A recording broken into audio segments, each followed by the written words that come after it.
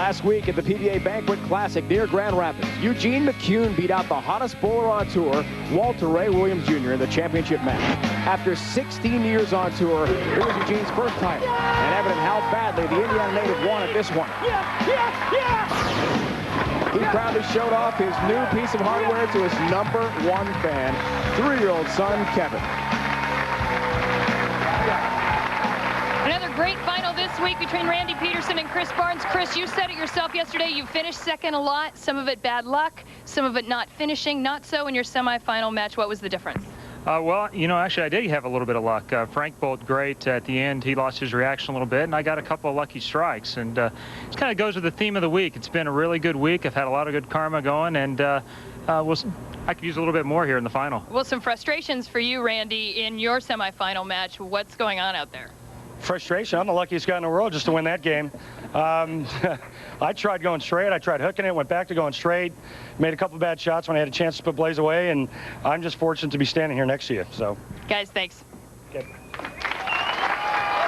Leslie, it's great to see Randy being interviewed instead of doing the interview in.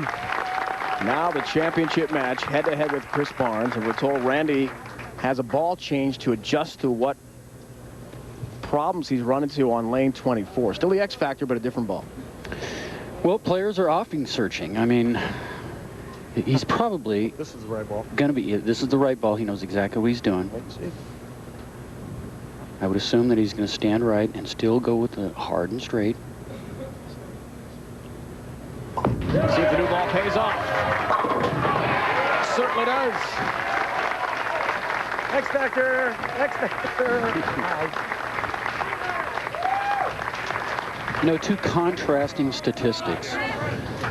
Randy Pedersen, 42% of the time he's on television, he wins. Chris Barnes, on the other hand, 12%. I'm sure a stat that he would like to do a little bit better on.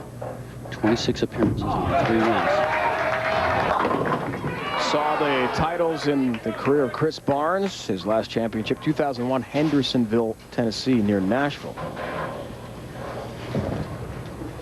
And that's a little bit more than a year ago. Yeah, you know, October guys. 2nd of last year. One of the big stars of the PBA Tour, though. Former All-American at Wichita State. We talked about his Team USA bowling experience, international bowling as well. Really toughened him for moments like this, and he thrives on this match play format. Had some great years for legendary coach Gordon Vatican at Wichita State. Touch high there, and a 4-pin. Well, that ball completes the move, Mark. 3. Only Barnes can save Norm Duke right now on the bubble. Randy Pedersen wins. He's in. Norm's out. We have not seen Mike Albee the show yet this year, Brian. Steve Hoskins did make a show a few weeks ago. Lost early. Single pin conversion numbers. More early Pepsi settings. Still 100% today for Barnes, but he'd rather have that strike ball, not the Pepsi spare ball, in use.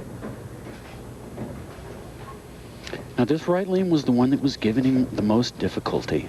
We're going to see he's going to use all of his experience, everything he knows about balls, technique.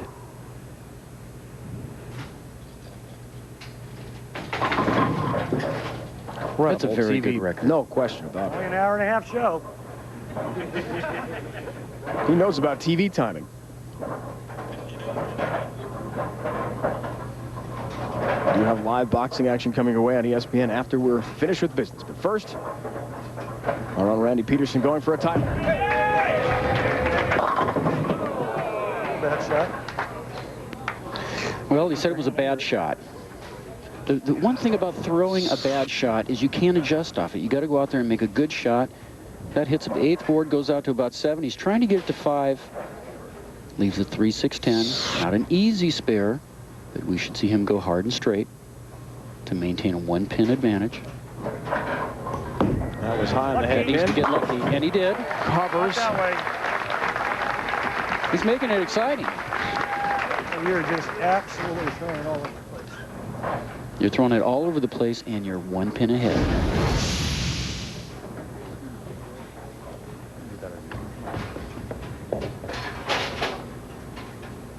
Live coverage of the PBA Tour continues. Pepsi Open outside Philadelphia. And yes, that is our Randy Pedersen. Going for a championship against Chris Barnes today. Ringing 10. Well, not a bad shot. Just a little, we call it the lazy 10 or the flat 10. The 6-pin just stays in the gutter. Doesn't have any energy. With the spare here, we'll be all even after 2.5.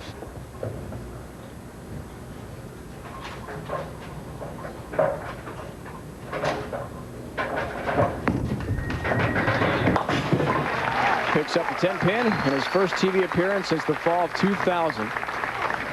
We mentioned back in Indianapolis. Hoping to earn a Hall of Fame berth. But that's got to be after he's inactive.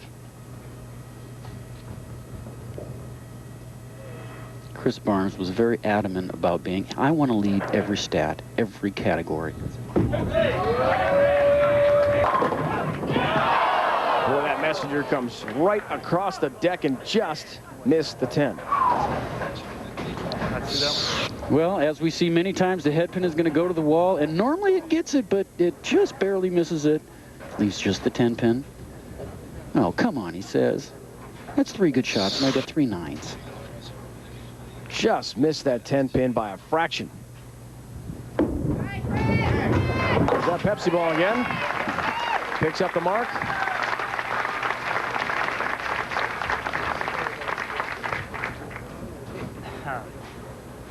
Having a great year. Second in points behind Walter Ray Williams Jr. If he wins this tournament today, he'll surpass the Hall of Famer. Third on the money list, Danny Wiseman, second behind Walter Ray right now.